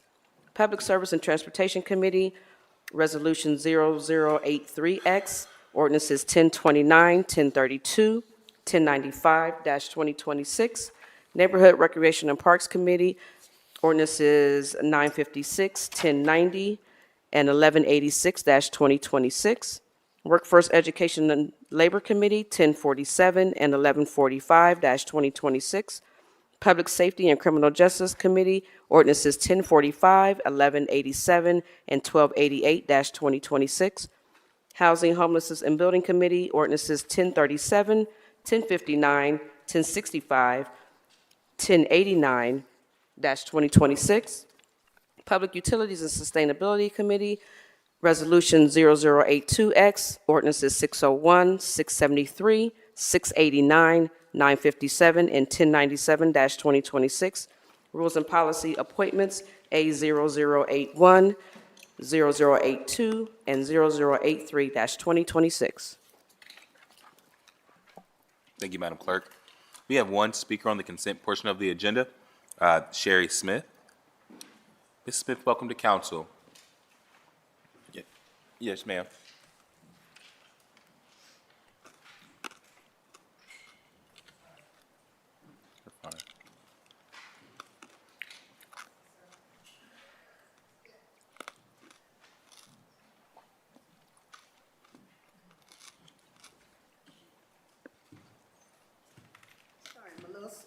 No, take your time, you're fine. If this is your first time speaking before us, if you're representing anybody, you can tell us who that is, and you have about 3 minutes to speak. Pardon me, President Harden, but I'm hard of hearing. Yes, ma'am. And so what you just said, You didn't I hear. did not hear a word, and I apologize. No, it's my apologies. I was just saying if you're representing someone, you can just tell us if you're representing someone. Okay. But that you have about 3 minutes to speak. Okay. I am representing senior citizens in Columbus. That's right. Not like on a group thing. I got it. But tell me, do I get like a bell or something to start? Or just start? You're good. Oh, okay, because I want, oh, there's the timer. Okay. My name is Sherry Smith. I've lived in Columbus all my life. I'm 68. I'll soon be 69 in a few months. I'm very blessed to be in this city, and I'm grateful to all of you for allowing me this time. I am here because I am very concerned. I'm glad that you have decided to allocate some money to help people who have apartments and they can't pay their rent. I remember those times when I had an apartment and it was such a struggle. And if I had had something like what you're offering now, it would have been just so much help at that time. So I'm grateful to you for doing that. I also would like to add that as a senior, I know that I don't have an apartment. I have a home. And I'm really concerned because a lot of us who have homes who cannot pay these high property taxes, we're kind of getting left out.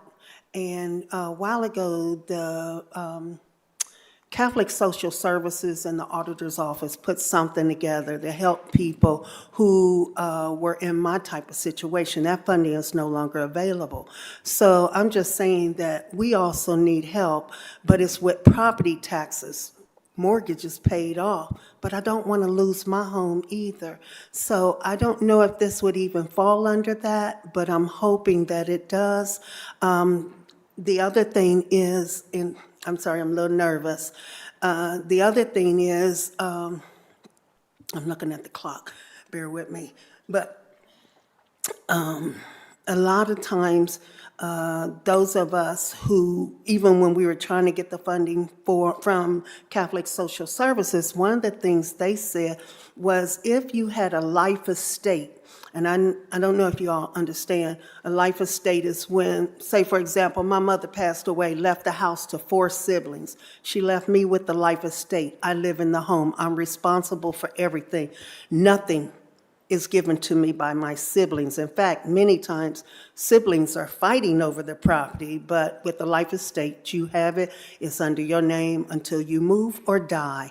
And so in that situation, your programming a lot of times says, if you are in a situation where the house is owned by multiple people, then you have to get permission from those other people in order to get assistance.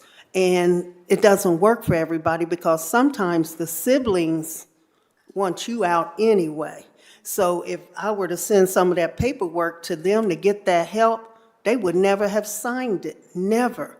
So I'm hoping and praying that y'all will consider what I'm saying. Help those senior citizens that need help. Am I done? Before you leave, thank you. Oh, I'm sorry.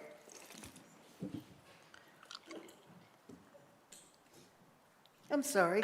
You do not have to apologize. I certainly thank you for coming and for advocating on behalf of your neighbors. We here at council are very keenly trying to understand the needs of our seniors in the community. And as we think about housing and supporting housing and preventing displacement and promoting aging in place, we are talking about all of those things to include property taxes. And while property taxes is not within the full jurisdiction of the city, making sure that we are advocating to our state partners, as well as thinking creatively about what we could do to support seniors in that space. So I thank you for coming and for advocating.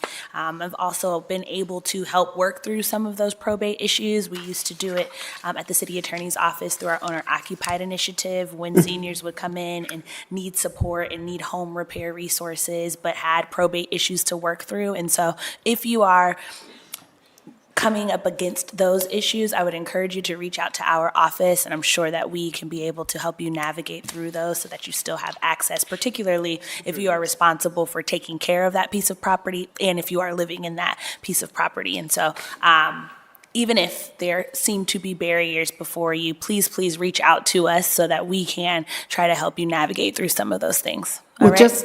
just to let you know, the city did change some rules on helping people with that program where you help them fix up their house. Yes. Well, they changed it so that it used to be if you're a life estate, then they would help you. But now they changed it so that everybody's got to sign the documentation to get the help.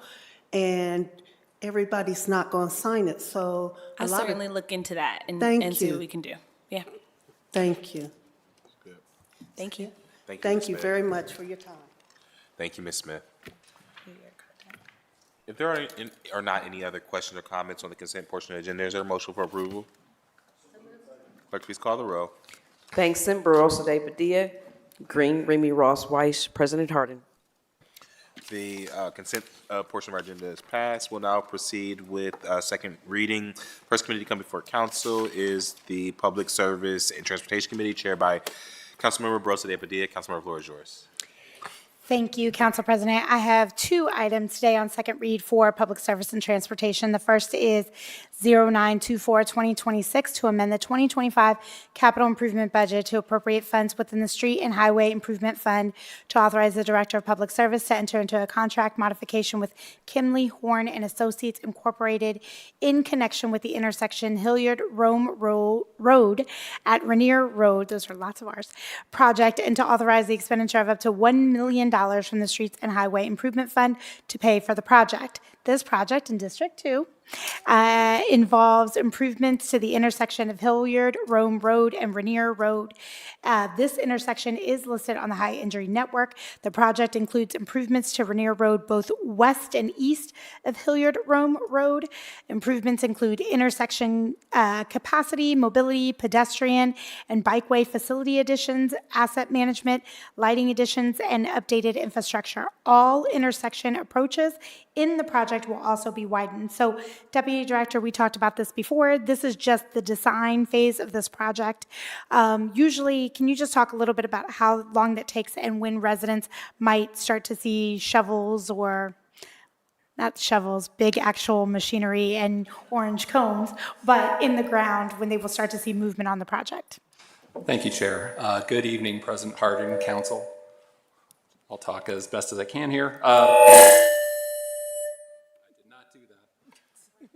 So right now, do I need to sit back further? Yeah. Okay, I'll do my best.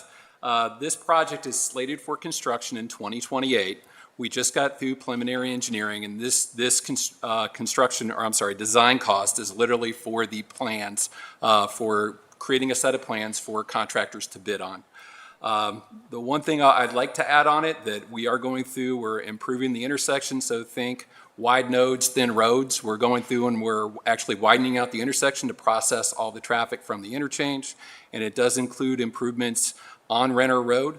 The one thing I'd like to add on it, just in the theme of tonight, this project will have street trees. So new lighting and street trees along with all the other pedestrian improvements and vehicular improvements. This dollar amount that's being added is actually from a developer contribution.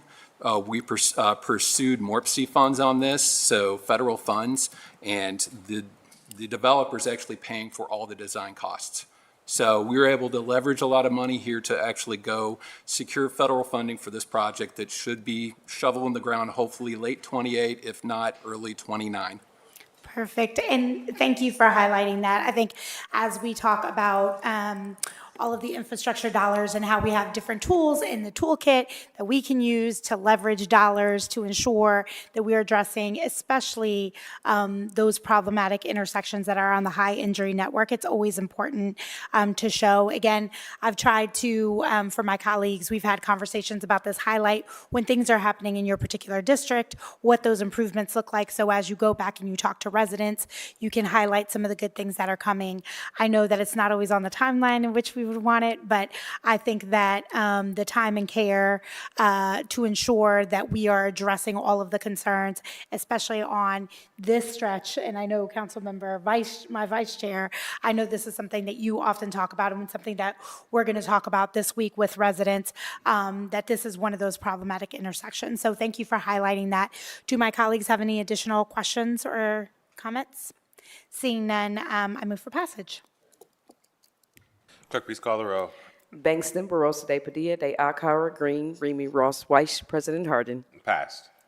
Great. Next I have, thank you, I have Ordinance 1048, 2026, to authorize the transfer of appropriation within the Municipal Motor Vehicle License Tax Fund, to authorize the transfer of appropriation in cash from the Street Construction Maintenance and Repair Fund to the Municipal Motor Vehicle License Tax Fund, to authorize the Director of the Department of Finance and Management to enter into a contract with the Ohio Department of Transportation, or ODOT, and yet to be named vendors for the purchase of rock salt, based on the terms of a cooperative purchase contract to be established by the Ohio Department of Transportation, to authorize the Director of Finance and Management to establish purchase orders for rock salt, to authorize the expenditure of up to $2,688,125 from the Municipal Motor Vehicle License Tax Fund, up to $70,313 from the Water Systems Operating Fund, up to $32,258 from the Sewerage System Operating Fund, and up to $7,038 from the Electricity Systems Operating Fund for the purchase of rock salt, to authorize the Director of Finance and Management to associate all general budget reservations resulting from this ordinance with the appropriate contract purchase agreement for rock salt, and to declare an emergency. So as we all know, the Department of Public Service and the Department of Public Utilities are now responsible for snow and ice removal, or control and removal on the city's roadway system. And removing snow and ice, the departments use rock salt extensively in these operations. This ordinance authorizes the purchase for the winter season. Y'all know we got hit very hard this season, and so we depleted a good amount of our stored rock salt. So this is to ensure that, especially as we have changing climate, we don't know what to expect, that we have everything that we need once winter. So sad to talk about it right now. I feel like we just came out of the 7 reams of winter, but that we have it all for when that season comes. Do my colleagues have any additional questions? Yes. I'm not sure who this would be directed to, but just kind of trying to think through budgeting and thinking about inflation and the cost of things going up. I'm wondering if, as we are looking at this item, if this is something that we feel like has fluctuated in price, or that we're concerned about in terms of like resources, supply chain issues. We can go to, I think, Deputy Director, you can answer that. I'll do my best. The cost of rock salt over the years has been relatively stayed. It does fluctuate up and down, but we're buying on a contract price along with ODOT. So we're group purchasing this, and we are securing the best price we can. Awesome. Thank you. And the other thing that I would also note is that we buy, and I'm going to give the simple version of this, so check my work. So we buy enough quantity, and because we don't know what is to come yet for winter, last winter, right, we had more in our reserves because we had a lighter winter, so we had more. This winter, we dipped into those reserves and what we purchased, so now we're going to purchase more. So going into next winter, depending upon what winter looks like, we could have some left over, or we could have to, put more in. So we're always buying more, but we also sometimes might have that reserve. Is that? That's correct. I got an A+. Yes. Gold stars. Thanks. Does that answer your question? Thank you. Any additional questions? Seeing none, I move for passage. Clerk, please call the row. Bangston, Barosa de Padilla, de Akara, Green, Remy Ross Weiss, President Harden. Passed. That's all for me this evening. Thank you. Thank you, Madam Chair. Next committee to come for council is the Neighborhoods, Recreation, and Parks Committee. That committee is chaired by Councilmember Deacon. Councilmember, the floor is yours. Thank you, Council President. Tonight, I have Ordinance 1066-2026 to authorize the Director of Recreational and Parks Department to execute an intergovernmental agreement with the Regional Council of Governments for the Central Ohio Area Agency on Aging to authorize a transfer of cash between objects within the Recreation and Parks Grant Fund, to authorize the appropriation expenditure of $3,776,868.44 from the Recreational Parks Grant Fund and to declare an emergency. This ordinance authorizes the third and final intergovernmental agreement with the new COAAA Regional Council of Governments, referred to as the COG. As with previous transfers, these dollars are not general revenue dollars. They are pass-through grant dollars from the state that the city previously held on behalf of COAAA when it operated as a division of city government. This ordinance will officially close out and finalize the city-held COAAA grant accounts for the new independent COG. These dollars will allow the COG to continue new operations for 2026 and thus prevent any delay in meeting obligations made as part of the transition out of city government. Emergency action is requested to allow the funding transfer to be completed as soon as possible in order to continue senior services uninterrupted. Are there any questions or comments from my colleagues? Seeing none, then I move for passage. Clerk, please call the roll. Bangston, Barosa de Padilla, de Akara, Green, Remy Ross, Weiss, President Harden. Passed. Thank you. That's all for me this evening. Thank you, Madam Chair. The next committee, you have extra. Yeah. Go back to page 11. Go back to page 11. Is she tabling it? No, yes, you're referring it to committee. Oh, referring it to committee. Refer to committee. Page 11. So go to page 11 for ordinance 1128, Mhm. 2026.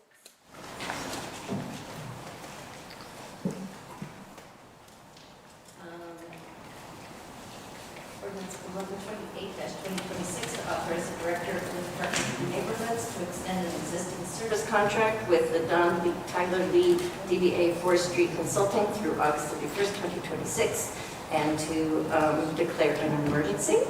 I'd like to request that this be removed from the consent calendar and referred to committee. Bangston, Barosa de Padilla, de Akara, Green, Remy Ross, Weiss, President Harden. Okay, that's it. The next committee to come before council is the Public Safety and Criminal Justice Committee, chaired by Councilman Remy. Councilman, the floor is yours.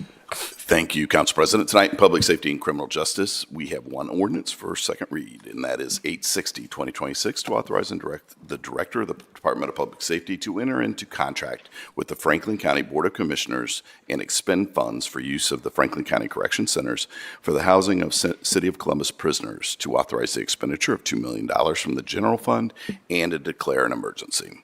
So before we take a vote, I do want to make a few clarifying comments about this legislation. 2 weeks ago, I moved to refer this ordinance back to committee. I did that because members of this council and members of our community had questions about policies at the Franklin County Correctional Facilities involving notification to federal immigration authorities. I want to be clear about what that pause was and what it was not. It was not a refusal to honor an obligation. It was not an attempt to interfere with the sheriff's day-to-day operation of his facilities. It was responsible oversight. This council does not move forward when there are unanswered questions that affect public trust. We pause, we ask, and then we act. Since then, there's been meaningful dialogue with the county and with Sheriff Baldwin's office. I appreciate the sheriff sharing that the policy in question is under legal review with the county prosecutor's office, and I look forward to the outcome being communicated clearly to the public. Comprehensive change does not happen overnight, but this council has been clear where we stand on public safety policies involving ICE. We passed a comprehensive package reflecting those values, and we will continue to push for policies that are both safe and fair. The sheriff's indication that this policy remains under review, along with this council clearly reiterating its expectations, is why I'm prepared to move forward with a vote tonight. I also want to be clear about something broader. Public safety and community trust are not competing priorities. They are connected. When residents are afraid to report crimes, cooperate with investigations, or engage with local systems because of where they were born, that is a public safety issue. As it relates to invoice timing and payment processing, that is a separate administrative matter from the policy concerns that prompted the pause. Council authorizes funding. Council does not process invoices or issue checks. Any administrative issues around payment should be resolved by the city administration and the county. Tonight, our responsibility is to ensure the city has the authority in place to meet its obligations and keep public safety operations stable. The sheriff and the county have responsibilities that are distinct from ours. They operate the facilities and make decisions within their legal authority. Our role is to authorize public dollars, ask questions on behalf of residents, and ensure our public safety obligations are carried out in a way that reflects our values. That is the balance tonight. We can approve this contract, maintain public safety, and continue insisting on answers. This vote does not end the conversation. It allows the city to function while that conversation continues. I stand by the pause. It created space for questions, for dialogue, and for council to do the work residents expect of us. For those reasons, I'm bringing forward this legislation tonight. I will pass the floor over to my colleagues, and I see Councilmember Barosa de Padilla. Councilmember, can you, and maybe this is also a question for the city attorney's office, can you just give more insight into what this money is for and how this is accounted for and what all of why we give it and what our contractual obligation is? Thank you, Councilmember. So the City of Columbus has had a long-standing contract with Franklin County Sheriff's Office to operate a community-wide jail, for a municipal jail, for also housing of individuals who have been charged with felony-level offenses as well.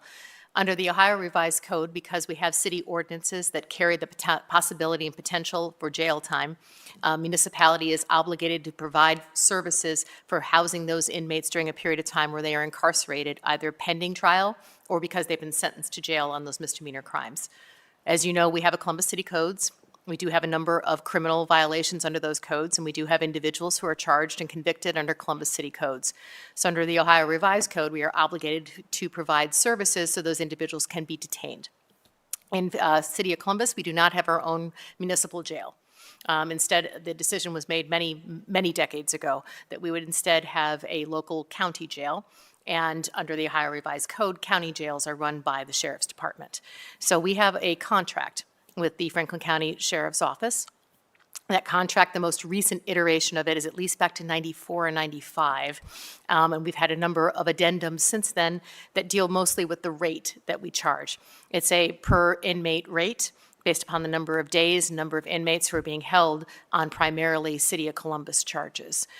We executed that contract, and that contract does have a termination clause, but that termination clause, because it is, of course, a service that both we rely upon and the Sheriff's Office relies upon, it's a 3-year termination clause, 36 months. We would have to give them notice if we decided we didn't want to use their services anymore. We would then also need to provide for alternative means for housing those individuals when they're being held on city cases. So the ordinance that's before the council tonight is for a payment of services that have already been rendered by the Franklin County Sheriff's Office, that we are contractually obligated to pay them pursuant to the terms of that contract. And I have two other questions, follow-up questions. So can they at any time terminate the contract? Yes, it's a mutual termination clause, and for each party, it's 36 months or 3 years. Got it.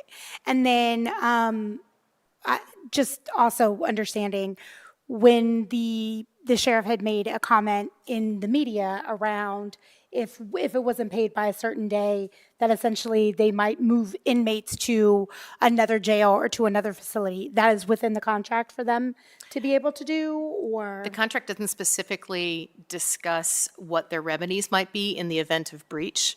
Those are things that they would then discuss with the county prosecutor's office, what remedies they might have in the event that we owe funds that we are refusing to pay. Mm-hmm.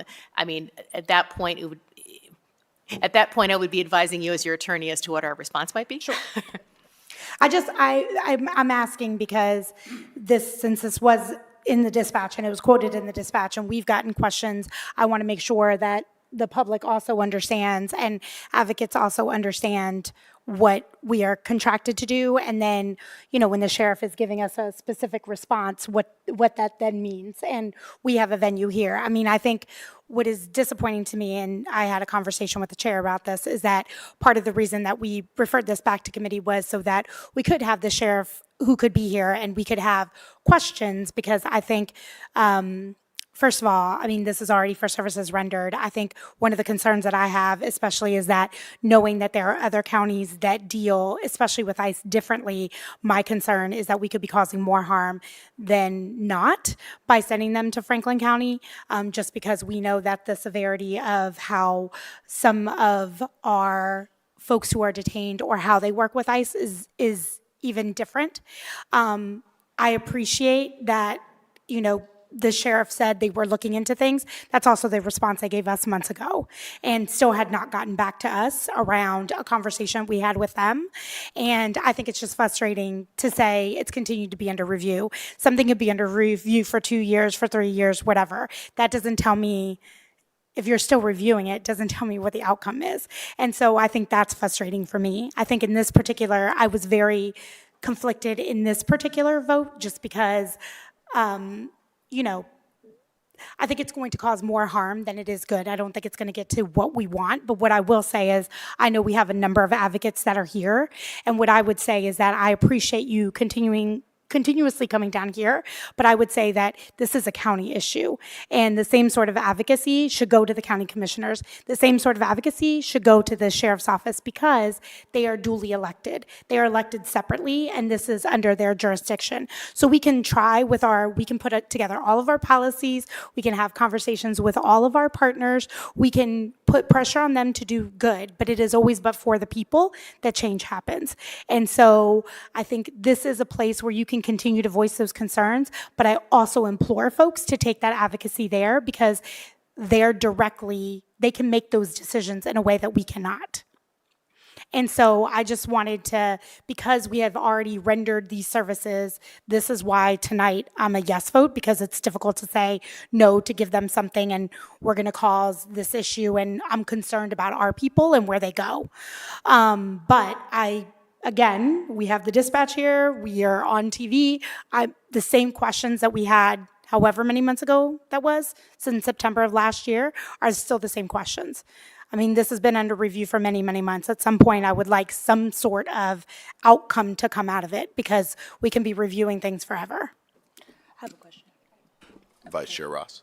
To the city attorney's office, you mentioned that we don't necessarily have specific terms as to breach of contract and what that means if we were not to pay the $2 million that are owed for services already rendered. That is correct. There's not a specific provision within the contract for what the remedy would be in the event that there is breach. So you would then go to the general common law breach of contract in consideration. That imagine, and again, it's probably inappropriate to speculate on what all that would be here in a public forum, but there's not a specific remedy within the contract. Okay. I wonder if that's a conversation that we can have, so that we have a little bit more clarity on what our contractual obligations are with the county, particularly for this, so that when we are receiving letters that threaten to do a thing, we understand what our response can be, particularly when we are trying to support our residents here. So I would ask that of the city attorney's office, if we could work together to figure that out. I think that would be a very healthy exercise, because the proposition that you are going to let violent offenders out on the street because you are refusing to have a conversation about how we are helping our residents is quite crazy. So I mean, obviously, to no fault of the city attorney's office at all, but I do want to at least have this conversation. That's not in the interest of the public. Like, that is... It's a bananas threat. Like, I don't even have the words. I cannot properly articulate myself to how outrageous of a comment that even is. I'm sorry. Totally agree. Well, Okay. Councilmember Green. I also just want to clarify, and I think what is so frustrating about this experience has been, like, I can't tell you how many phone calls, like the ring around the rosy just in the last week that I've had to have to try to piece together, like, what is actually happening here. And then it's just today, we're talking about how, like, this is already services rendered, but then I spoke with the sheriff personally, and then was confirmed by the Department of Public Safety that actually what we're talking about is the month of March and then the rest of the year. So it's not like we owe them $2 million for services that have already been rendered, $2 million worth of services. Correct me if I'm wrong. What we're talking about is the month of March, and every other invoice has been paid per the sheriff's office conversation I had today. So it just is, I think, like, it's frustrating trying to piece together information and hearing different things from different people as we're also in the midst of trying to understand, you know, and from my standpoint, I just had a very simple question of what are the policies? Why are the policies? How are the policies being implemented? And then that has sort of led to this. I have a couple of other questions too unrelated to that, but if you want to respond to that statement. I was just going to say, I think very simply, and I want to be very open about this, the question at hand is what is the legal policy? Not what is, there is a current policy that you choose to enforce, and there's what you can legally do. And that is the question that we have asked that we have not gotten clarity on. Yes. And I think that that is a very simple question that I'm not sure has taken like 6 months of review. Yes, and Laura and I had a conversation, so it's my understanding based on looking at the contract today that you, and thank you for sending that over, that this current contract would expire at the end of this year, because they're 3-year terms, so this is the 3rd year of that 2026 contract year.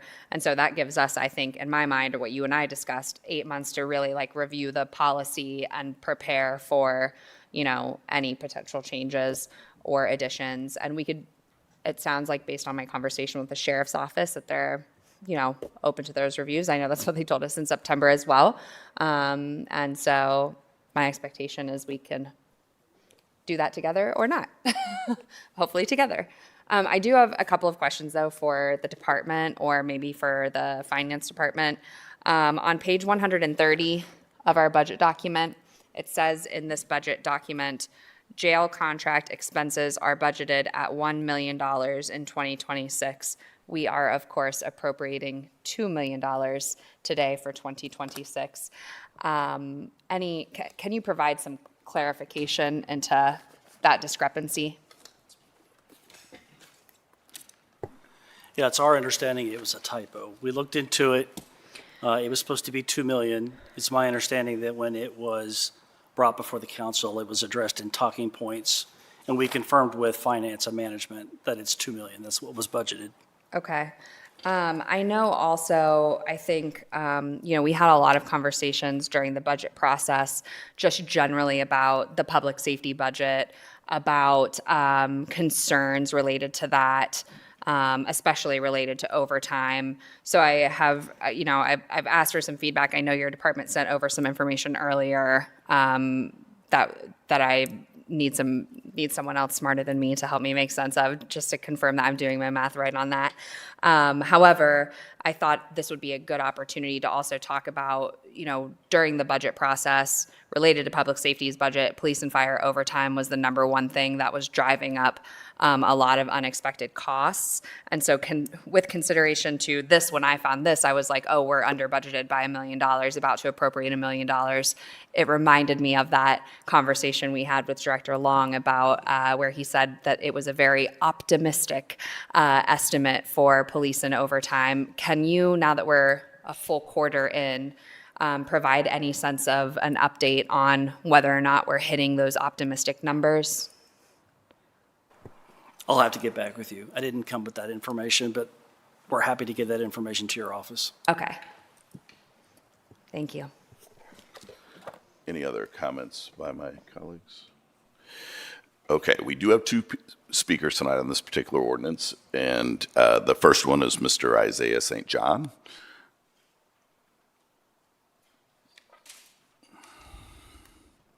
Mr. St. John, welcome back to council. Or is that it? You have 3 minutes. Please state your name and any organization that you may represent. Yeah, I have, my name is Isaiah St. John, and I speak today as an organizer of Como Ice Watch, as a participant in the 614 ICE Watch Network, and as a resident council member, Remy, of the district you represent.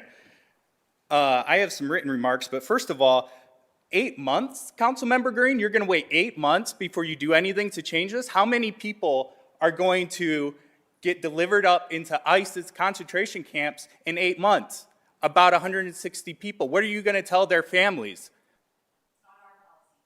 It is your policy, and this is a city issue. These are city prisoners being arrested, being taken off the streets by Columbus police and delivered into a jail contracted by this city council.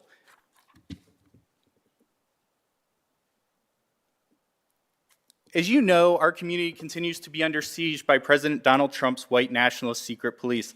This body has made noises and taken largely symbolic action against this assault, but on issues of substance, like the city's flock cameras that allow ICE to stalk us and our neighbors, like this racist conveyor belt from the back of Columbus police patrol cars to filthy, overcrowded ICE prisons, this body is MIA. I will say that so-called comprehensive package you all passed a while back was better than nothing, but on the ground, it changed nothing.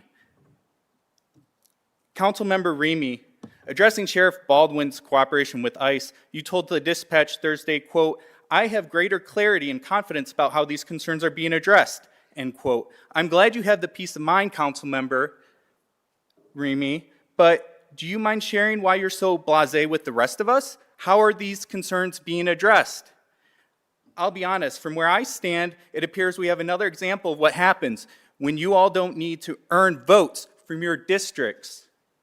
Councilmember Ross didn't even pretend to have an iota of regret as she voted last week to take the only green space in Columbus' poorest neighborhood from the children in her district and give it to out-of-town billionaires. Why would she? As an at-large council member, she's accountable to money, not her neighbors. That's why this Our City, Our Say amendment is urgently needed. Councilmember Remy, your constituents are hurting. One Latino business owner in your district told me 25% of his employees have been abducted or have had a family member abducted by ICE since December. In that same time frame, one Northland strip mall has been the site of 5 separate abductions. Businesses are faltering in your district as their customers are afraid to visit commercial districts that have become ICE hunting grounds. We are hurting. We need a champion. We need a fighter. We need someone who will face stiff opposition head on and persist. Councilmember Remy, you were that warrior for the Haslams. Be that warrior for us. Let's take a step back. Right now, at the time of release, Columbus prisoners are sorted into 2 groups based on the language they speak and their place of birth. And one group goes home, and the other group is disappeared into concentration camps. And everyone in this equation is a Democrat. 9 Democratic members of council, a Democratic mayor, 3 Democratic county commissioners, and a Democratic sheriff. You are politicians. You are deal makers. You are negotiators. If you do not end this unjust practice, it is not because you cannot. It is because you do not want to. Thank you for your testimony, Mr. St. John. Isaiah, hi, can you come back for just a second? First of all, I want to thank you for, welcome back to council. I want to thank you for your testimony. I know you came the first time this was around, and I would appreciate all of the work that ICE Watch does. I'd be happy to meet with you if there's additional things that we can be doing. We've been working to try to do everything within our jurisdiction to continue to put pressure. First of all, the ICE package was everything that we felt like. We modeled it after other cities. We modeled it after what we knew we could do, which was within our purview first. And then second of all, I think that the other work that we've done, helping to put pressure together with our other partners, the Common Pleas Court, the Municipal Court, et cetera. I would welcome, it doesn't have to be right now, but I would welcome a conversation where we can talk if there's additional ideas, additional thoughts, additional things that you think that we're not doing, that we could be doing, and let's have that conversation. So I appreciate you coming down here today. I appreciate your continued advocacy.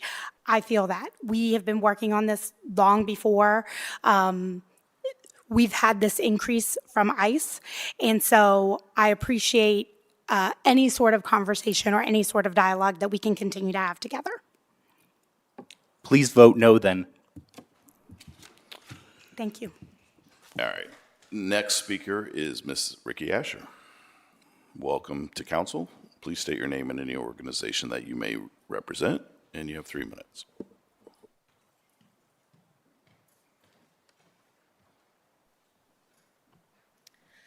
I appreciate your call-outs. I also applaud your mental gymnastics and ability to pass the ball of blame and then vote in favor of something you are claiming to be critical of and skeptical of. My name is Ricky. I was born and raised in Columbus. My friends and family are dedicated and educated voters.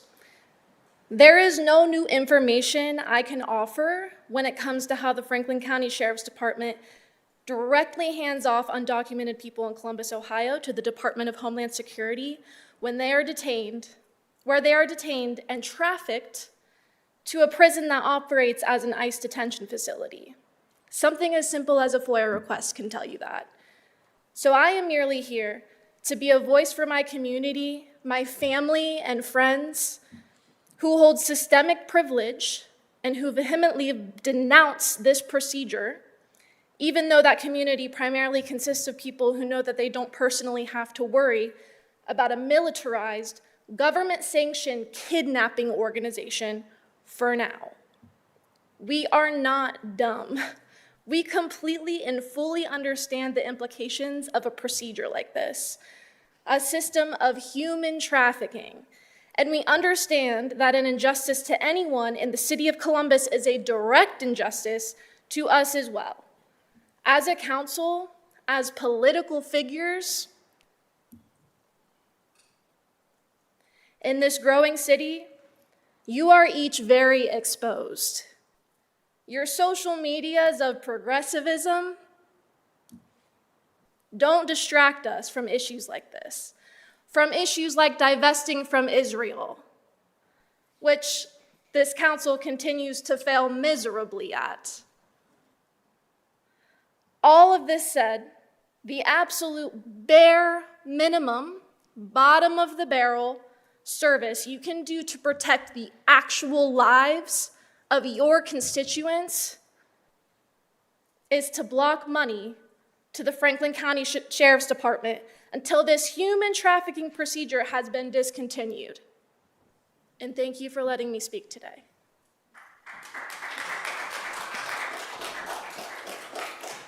Thank you for your testimony. Are there any other comments before I call for a vote? With that, I move for passage by voice. Clerk, please call the roll by voice. Bangston? Yes. Barosa de Padilla? No. De Akar? Who was that? I'm sorry, I didn't hear De Akar. Oh, I'm sorry. Green? Yes. Remy? Yes. Ross? Yes. Weiss? Yes. President Harden? Yes, ordinance is passed.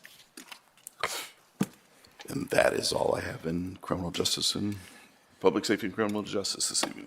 Thank you, Mr. Chair. The next committee coming before council is the Housing, Homelessness, and Building Committee chaired by Councilmember Ross. Councilmember, the floor is yours. Thank you, Council President. Just one ordinance on second read from the Housing, Homelessness, and Building Committee. It is ordinance number 1051-2026 to authorize the Director of the Department of Development to enter into a grant agreement with Legal Aid of Southeast and Central Ohio in an amount up to $1.5 million to enable the Legal Aid of Southeast and Central Ohio to be the designated organization as defined in the Columbus City Codes and to make available free, full legal representation to unrepresented tenants facing eviction from their homes at Franklin County Municipal Court, to authorize the expenditure in an amount up to $1.5 million, to authorize reimbursement of expenses incurred prior to execution of the purchase order beginning March 1st, 2026, and to declare an emergency. This is the fourth piece of legislation in a package of legislation amounting to approximately $2.8 million to support the work of the Division of Housing Stability, including $90,000 toward vacated tenant services, $300,000 toward mediation services in eviction court, and $965,250 toward the Resilient Housing Initiative. Evictions are at the highest in the past 20 years in Franklin County. Eviction filings hit a record of 25,000 last year, with this year's total on pace to reach a similar level. According to the Ohio Finance Agency, over 1.2 million Ohioans, which is 11%, live in a household spending at least half of its income on housing, putting them at risk of losing their homes to foreclosure or eviction. This includes over 496,000 people living in households that are severely mortgage burdened and over 761,000 Ohioans living in severely rent burdened households. I am certainly encouraged by the continued growth and expansion of the Resilient Housing Initiative and other vital nonprofit partners to administer these services. This expansion will better position the city to meet the increasing needs of individuals experiencing crisis while ensuring services are delivered effectively and with dignity. As chair of this committee, it is my responsibility to advocate for our residents, highlight the progress being made, and maintain transparency regarding both existing gaps and ongoing processes. I look forward to the meaningful work that will continue to emerge from this committee and thank the Department of Development for your work in ensuring that we have enough resources to support folks in the prevention and diversion of homelessness in our community. Do I have any comments from my colleagues? Seeing none, I move for passage. Bangston, Barosa de Padilla, de Acara, Green, Remy Ross, Weiss, President Harden. Madam Chair, the final committee coming before council is the Public Utilities and Sustainability Committee, chaired by Councilmember Weiss. Councilmember, the floor is yours. Thank you, Council President. Tonight in Public Utilities and Sustainability, I have Ordinance 996-2026 to authorize the Director of the Department of Public Utilities to enter into a planned renewal and modification with Ohio Mulch Supply Incorporated and Quasar Energy Group LLC, North Tree Farm for the Deep Row Hybrid Poplar Tree Farm Number 2 program, to authorize the expenditure of $3,200,000 from the Sanitary Sewerage Operating Fund. This ordinance enables the Division of Water Reclamation to properly dispose of biosolids produced at the Jackson Pike Southerly wastewater treatment plants in accordance with the city's commitment to 100% beneficial reuse of its biosolids. These biosolids will be disposed of via an Ohio EPA-approved hybrid poplar tree farm and other rapid growth tree farm. If only all of our ordinances were tree-related, we'd be in a much better circumstance. But let me stop there, see if any questions or comments from my colleagues. Seeing none, I move for passage. Clerk, please call the roll. Bangston, Barosa de Padilla, de Acara, Green, Remy Ross, Weiss, President Harden. Passed. Thank you, Council President. That's all I have this evening. Thank you, Mr. Chair. See no further business coming before council. Is there a motion to adjourn? Clerk, please call the roll. Bangston, Barosa de Padilla, de Acara, Green, Remy Ross, Weiss, President Harden. We have two non-agenda speakers.